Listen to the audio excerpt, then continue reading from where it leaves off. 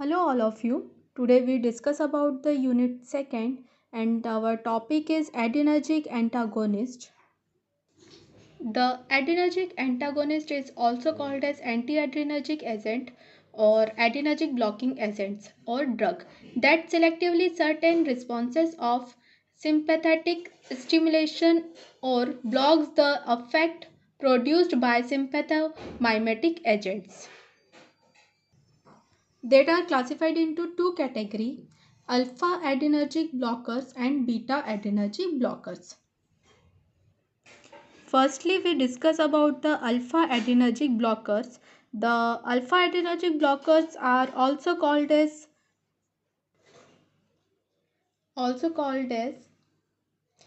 alpha adrenoreceptor blocking agents. They are found to be reduce vasoconstriction and enhance tissue perfusion.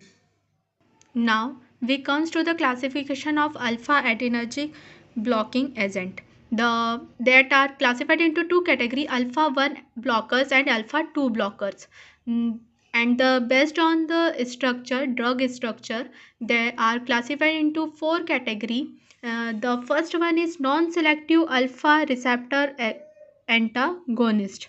The non-selective alpha receptor antagonist means they act on alpha and beta adrenergic receptor both. The non-selective alpha receptor antagonists are further classified into two categories: haloalkylamines and the other type including imidazolines. The example of haloalkylamines is the phenoxybenzamine and the other types example is phentolamine, tolazine, trazodone. The second category is alpha 1 selective antagonists. They act only alpha 1 adrenergic receptor and the example is prazosin, doxazosin, tetrazosin. The third category is selective alpha 2 adrenergic receptor antagonist. They act only alpha 2 adrenergic receptor and the example is yohimbine. This is the important drug of this category. And the fourth category is ergotamine is the example of ergot derivative. And the fifth category is alpha and beta blocker. The two drug carvedilol and labetalol, they act on the alpha and beta blockers. Alpha act as a alpha and beta blockers. Now we discuss about the mechanism of alpha adrenergic blocking agents. The alpha blocker work by blocking the effect of nerves in the sympathetic nerve system. This is done by binding to the alpha receptor in smooth muscles और blood vessels. ये कैसे act करता है? जब ये bind होता है alpha receptor की स्मूथ मसल से और ब्लड वेसल से. Alpha blocker can bind both reversibly and irreversibly. That alpha alpha 1 blocker can inhibit the release of IP3 and DAG to decrease the calcium release, thus decreasing the overall signaling. And the अगर calcium level decrease होता है तो smooth muscles का construction होता है. The alpha 2 blockers prevent the reduction of CAMP, the leading to an increase the overall signaling. Now the drug of alpha blocker is tolazoline hydrochloride, that is the belonging to the category of imidazoline derivative. The tolazoline structure is contain a imidazole ring, and that is the IUPAC name of tolazoline. One is imidazole 4,5 dihydroxy 2 phenyl methyl monohydrochloride.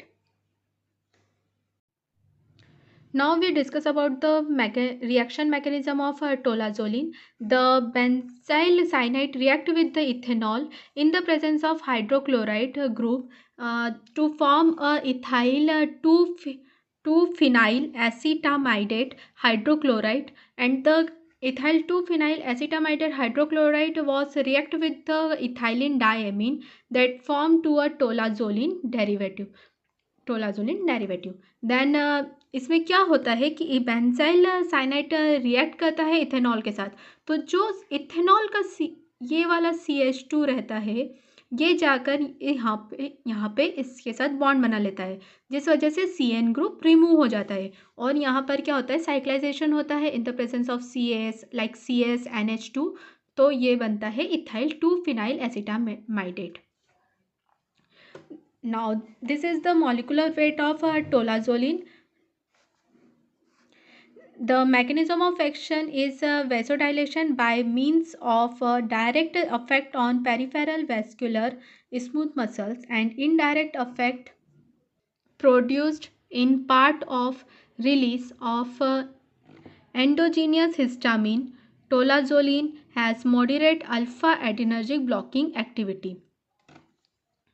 ये क्या करता है, direct effect करता है peripheral muscular smooth muscles के ऊपर, जिस वजह से क्या होता है, वैसोडाइलेशन होता है, और इनडायरेक्टली इफेक्ट करता है एंडोजीनियस हिस्टामिन के ऊपर.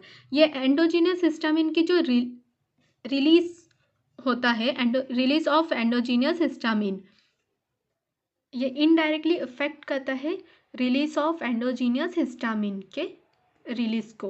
ये मॉडरेट करता है अल्फा एड्रेनर्जिक ब्लॉकिंग एक्टिविटी को and has histamine agonist activity.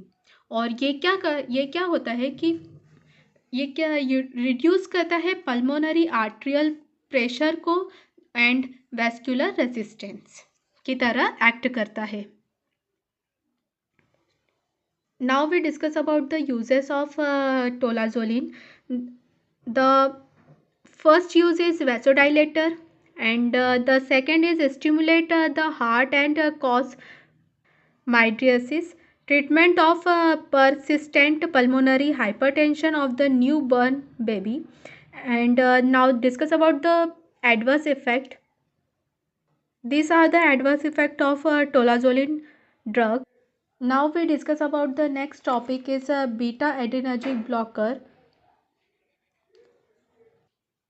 The beta adrenergic blockers is also called as beta adrenoreceptor blocking agents or antagonist, usually inhibit the action of catecholamine. They act as, ये क्या करते हैं कि inhibit कर देते हैं catecholamine की एक्शन को.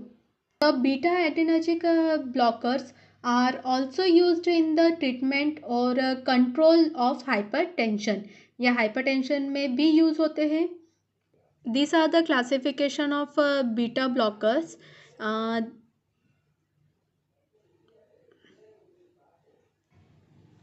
First generation, second generation and third generation.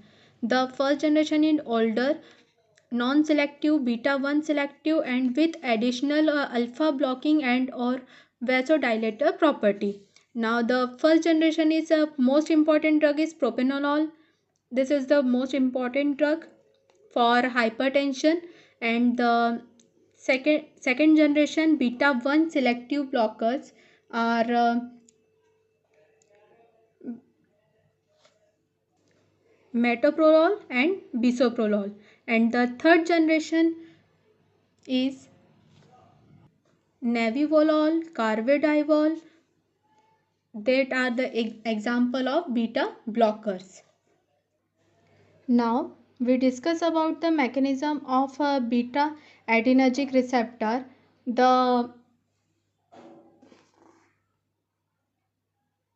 That are bind to the beta adrenergic receptor or block the effect of catecholamine and sympathomimetic on the heart and smooth muscles of the airway and blood vessels.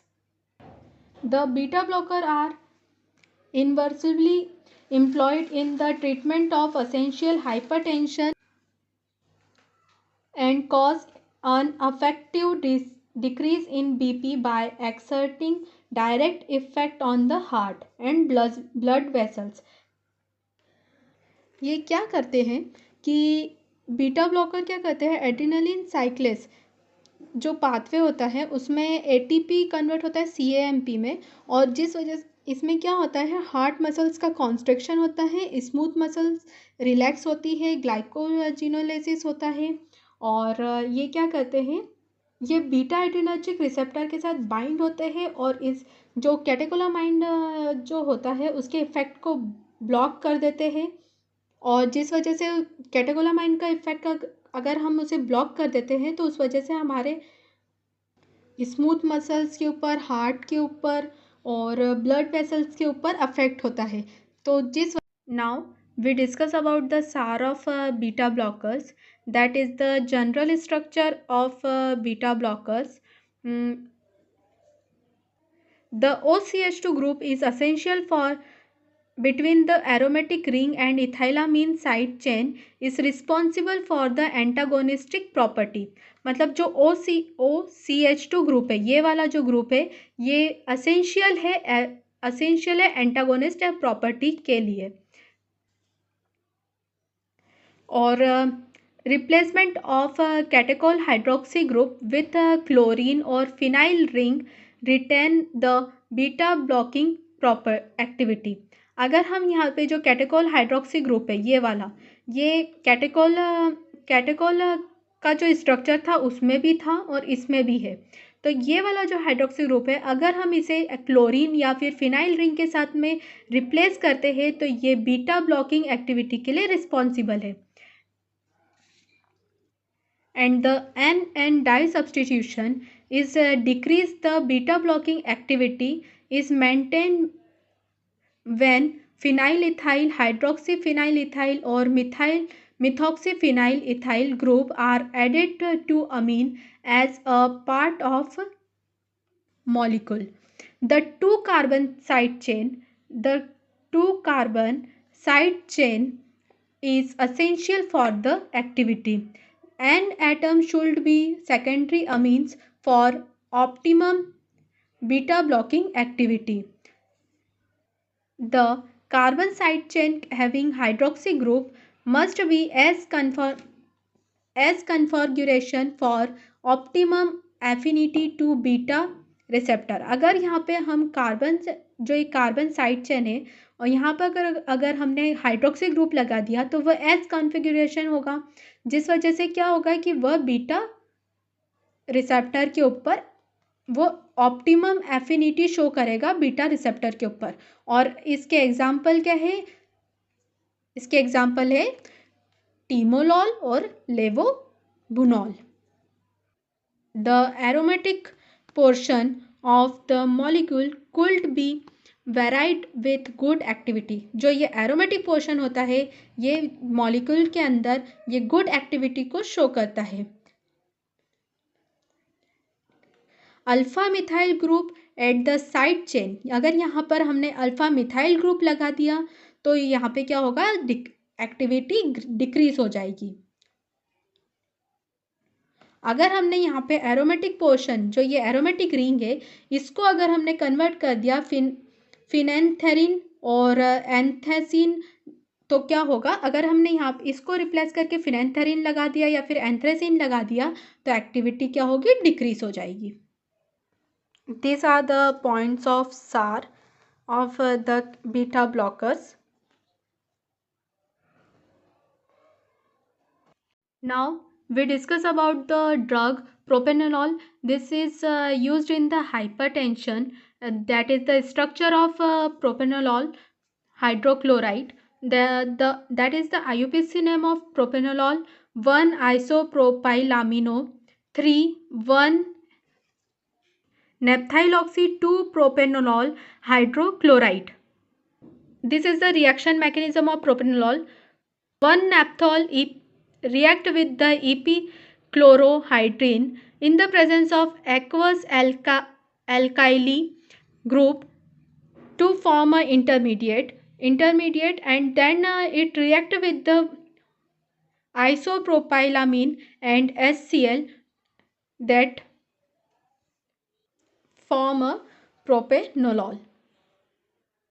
इसमें क्या होता है, इसमें नैप्थॉल ring होती है, ये naphthalene ring है और इसमें OH ग्रुप है, इसे नैप्थॉल बोला गया। अगर जहाँ पे भी OH ग्रुप होता है उसे OL उसके पीछे OL लगता है, तो ये नैप्थलीन रिंग है, इसमें OH लगा है, इसे नैप्थॉल बोला गया है। ये जब रिएक्ट करता है इपीक्लोरोहाइड्रिन, अब इसे ईपी इस रिंग की वजह से इसे इपॉक्सी रिंग बोलते हैं, और इसमें यहाँ पे क्लोरो ग्रुप लगा है इसलिए इसे क्लोरो, और ये जो 3 CH2 लगा हुआ है तो इसे हाइड्रीन, ये हाइड्रीन है, ठीक है। इपॉक्सी ग्रुप, इपॉक्सी रिंग है, क्लोरो ग्रुप है और ये हाइड्रीन स्ट्रक्चर है। तो इपीक्लोरोहाइड्रिन के साथ रिएक्ट करता है। नैप्थॉल जब इपीक्लोरोहाइड्रिन के साथ रिएक्ट करता है in the presence of aqueous alkali, aqueous alkali में कुछ भी आ सकता है, NaOH या फिर कुछ NH4 अमीनो ग्रुप, है ना।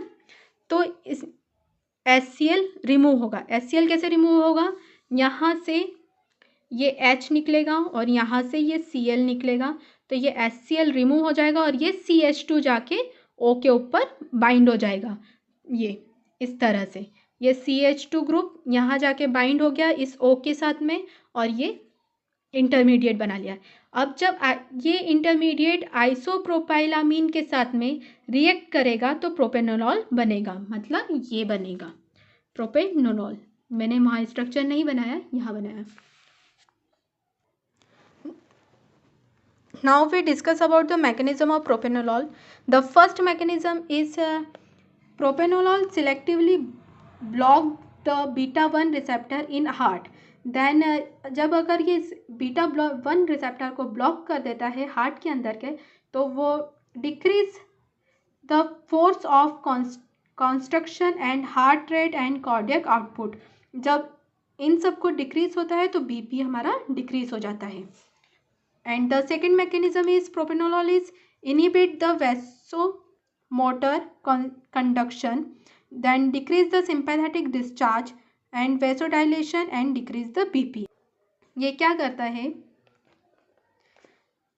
इनहिबिट करता है वैसोमोटर कंडक्शन को, तो इससे क्या होता है, डिक्रीज होता है सिंपैथेटिक डिस्चार्ज, डिक्रीज होता है